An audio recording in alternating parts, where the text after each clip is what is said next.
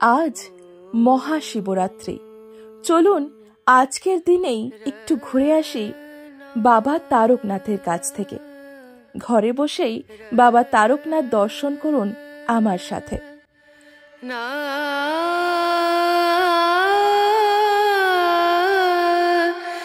না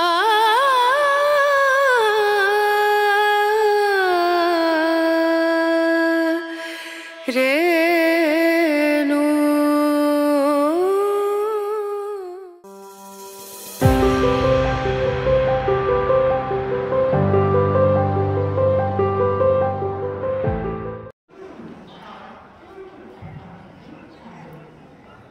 আজকের জার্নিটা শুরু হয়েছিল হাওড়া স্টেশন থেকে তারকেশ্বর পর্যন্ত।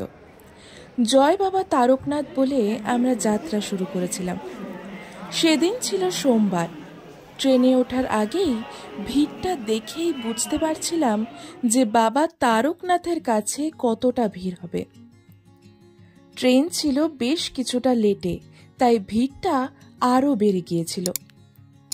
আজকে এই ভিডিওতে জানাবো তারকেশ্বর কিভাবে যাবেন, কিভাবে কম খরচে কোথায় থাকবেন, কিভাবে পুজো দেবেন, আর তারকেশ্বর বাবা তারকনাথের কাছে পুজো দেওয়ার বেশ কিছু নিয়মাবলী থাকবে। সম্পূর্ণ তথ্য, তাই অনুরোধ করব ভিডিওটা স্কিপ না করে সম্পূর্ণ দেখবেন।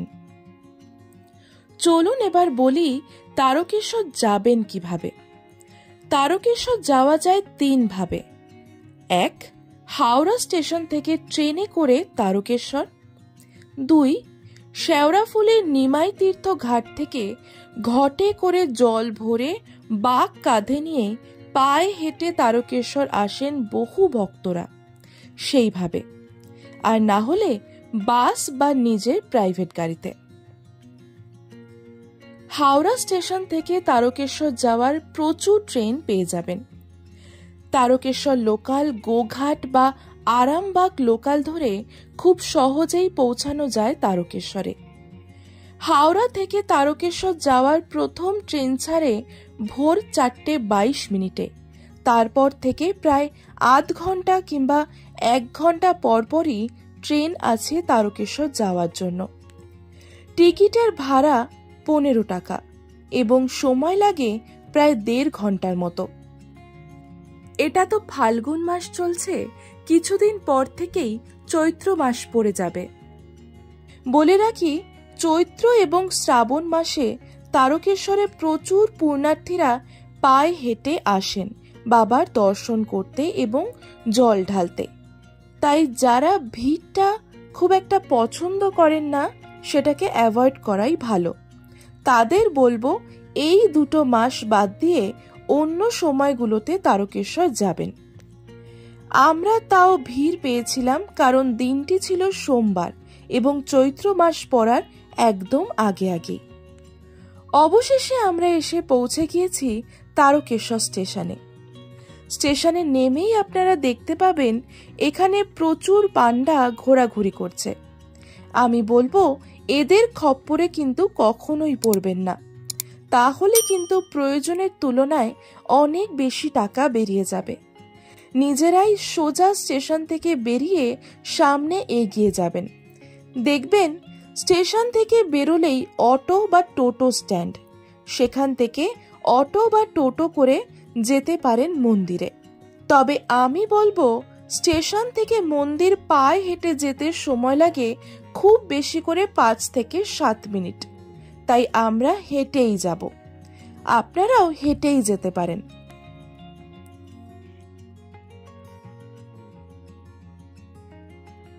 এটি হচ্ছে মন্দিরের দিকে যাওয়ার প্রথম গেট।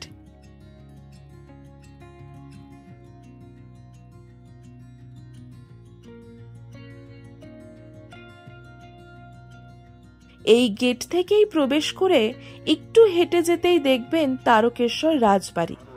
এর ভেতরে লক্ষ্মীনারায়ণ মন্দির আছে, সেইখানেই রাজবাড়ির ভোগের ব্যবস্থা রয়েছে। তবে এখানে ভোগ খেতে হলে আগেই 11টার মধ্যে কুপন কেটে নিতে হবে, না হলে পরে আর কুপন পাবেন না। কারণ এখানে খুবই সীমিত মানুষের জন্য ভোগ রান্না করা হয় এবং ভোগ খাওয়ানো হয় দুপুর 1টায়। আমরা আগে পুজো দেব বলে এগিয়ে গেলাম। রাজবাড়ির পাশ দিয়েই এগিয়ে গেলাম মন্দিরের দিকে। যাওয়ার রাস্তায় দুপাশে আপনারা প্রচুর দোকান পাবেন, যেখান থেকে নিজেদের পছন্দের সামগ্রী আপনারা কিনে নিতে পারেন।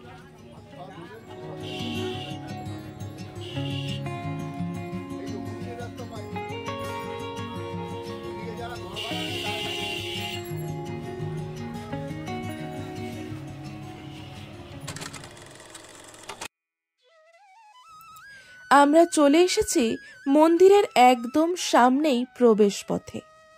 আর কিছুক্ষণ বাদেই বাবার দর্শন করব, এটা ভেবেই ভালো লাগছিল। এবার বলি, তারকেশ্বর আসলে কোথায় থাকবেন বা কোথায় কিছুক্ষণ বিশ্রাম নিয়ে পুজো দিয়ে আবার বাড়ি ফিরে আসবেন। আমরা বহু বছর ধরেই তারকেশ্বর আসলে একদম মন্দিরের গেটের বাইরে শিবালয় বলে হোটেলটিতে ঘর নিই। দুধপুকুরে স্নান করে এখানে জামা কাপড় বদলে বাবার কাছে পুজো দিই এবং জল ঢালতে যাই। এখানে হোটেল বা লজগুলোর ভাড়া পড়ে 100, 200, 300, 500 সকাল থেকে বিকেল অবধি। আর রাতে থাকতে চাইলে সেই ভাড়া হয়ে যায় ডাবল। নন এসিতে আর এসি ঘর নিলে তার ভাড়া পড়ে 800 থেকে 1000-1200 মধ্যে। সিজন অনুযায়ী ভাড়া কম বেশি হয়ে থাকে। দোকান থেকেই আপনারা পুজো দেওয়ার জন্য বিভিন্ন দামের মিষ্টি কিনে নিতে পারেন। এবার বলি, তারকনাথের কাছে পুজো দেওয়া, মন্দির খোলা বা বন্ধের সময়, মঙ্গল আরতি এবং সমস্ত নিয়মাবলী সম্পর্কে। এই মন্দিরে ভোর 4টের সময় মঙ্গল আরতি শুরু হয়। তারপর মন্দির খোলা হয় সকাল 6টায়। সকাল 6টা থেকে 9:30 পর্যন্ত পুজো দেওয়া এবং জল ঢালা যায়। 9:30টার পর পুজো দেওয়া বন্ধ থাকে। তখন বাবার শিলামূর্তি দর্শন করা যায় মন্দির গহ্বরের বাইরে থেকে। আবারও সকাল 11টা থেকে 1:30টা পর্যন্ত বাবার কাছে পুজো এবং মন্দির গহ্বরে ঢুকে জল ঢালা যায়। তারকেশ্বর মন্দির রবি ও সোমবার প্রচণ্ড ভিড় থাকে সারা বছরই। তাই রবি ও সোমবার 2:30 পর্যন্ত জল ঢালা যায়, তারপর মন্দির আবার বন্ধ হয়ে যায়। বেলা 3টের সময় বাবার রাজবেশ দর্শন হয় এবং পুজো ও প্রসাদ বিতরণ হয়। তারপর আবার 4টের সময় মন্দির বন্ধ হয়ে যায়। মন্দিরে ভোগ বিতরণ হয় বিকেল 4টের পর। তারও কুপন আগে কেটে রাখবেন। আবারও সন্ধে 6টায় সন্ধ্যা আরতি হয়। তারপর রাত 8টায় মন্দির বন্ধ হয়ে যায়। আমরা পুজো দেওয়ার জন্য একদম রেডি হয়ে গেছি। এখন যাব মন্দিরে, দুধপুকুর যাব। তারপর সেখান থেকে দুধপুকুরে জল মাথায় দিয়ে তারপর সোজা চলে যাব পুজো দিতে। হচ্ছে মন্দিরের গেট, মেন গেট। তারপর ঢুকে এখান থেকে ওই পেছনে, ওই যে পেছনে চূড়াটা দেখছো, ওটা হচ্ছে মেইন মন্দির।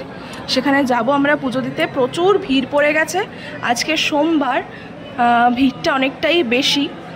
তো দেখতেই পাচ্ছ যে কতটা ভিড়। যাই, বাবার কাছে পুজো দিই, তারপর ফিরে এসে তারপর কথা বলছি। চলুন এবার জেনে নিই তারকেশ্বর মন্দিরের আসল ইতিহাস। 1729 সালে নির্মিত এই মন্দিরটি একটি 8চালা মন্দির। বাবা তারকনাথ, বাবা তারকেশ্বর বা বাবা তারকেশ্বর নাথ নামেও পরিচিত হন। তিনি ভগবান শিবের একটি হিংস্র রূপ, যিনি সমুদ্র মন্থনের সময় বিষ পান করেছিলেন। তারকেশ্বর নাথ ভগবতী তারার স্বামী। আজ থেকে বহু বছর আগে উত্তরপ্রদেশ নিবাসী রাজা বিষ্ণুদাস তার পরিবার সহ পশ্চিমবঙ্গের হুগলি জেলায় স্থায়ীভাবে বসবাস শুরু করেন। রাজা বিষ্ণুদাস এবং তার ভাই রাজা ভারমল্লাও মহাদেবের ভীষণ ভক্ত ছিলেন।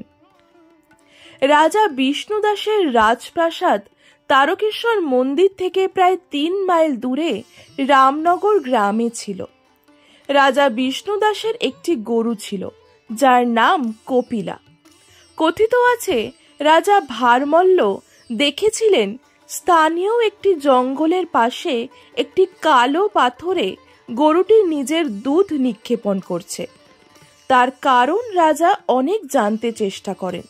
সেদিনই তিনি বাবা মহাদেবের স্বপ্নাদেশ পান। জঙ্গলের যেই স্থানে ওই কালো পাথরটি আছে সেখানেই মহাদেবের একটি মন্দির স্থাপন করার। এরপর তিনি এই স্বয়ম্ভু লিঙ্গটি খুঁজে বের করেন। অনেকবারই এই মন্দিরটি সংস্কার করা হয়, তবে 1729 সালে মল্ল রাজারা এই 8চালা মন্দিরটিকে নতুন করে সংস্কার করেন। এই মন্দিরের বাদিকে রয়েছে দুধপুকুর। কথিত আছে এই পুকুরে স্নান করে বাবা তারকনাথের কাছে পুজো দিলে মনস্কামনা পূরণ হয়। মন্দিরের ভেতরে ফটো বা ভিডিও তোলা একেবারেই নিষিদ্ধ, তাই মন্দিরের ভেতরের ছবি আমি তুলতে পারিনি।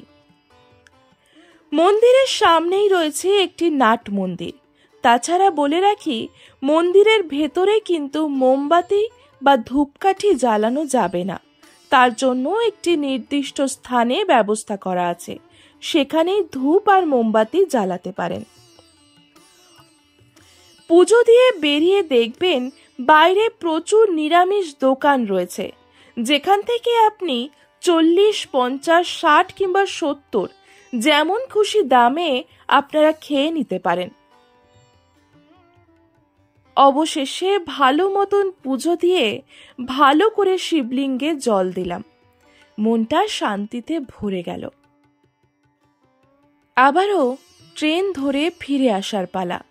তারকেশ্বর থেকে ট্রেনে করে হাওড়া পৌঁছে গেলাম, আর সাথে সাথে শেষ হয়ে গেল এই ব্লগটা। নতুন ব্লগ আসছে আবারও খুব তাড়াতাড়ি, ততক্ষণ অপেক্ষা করবেন।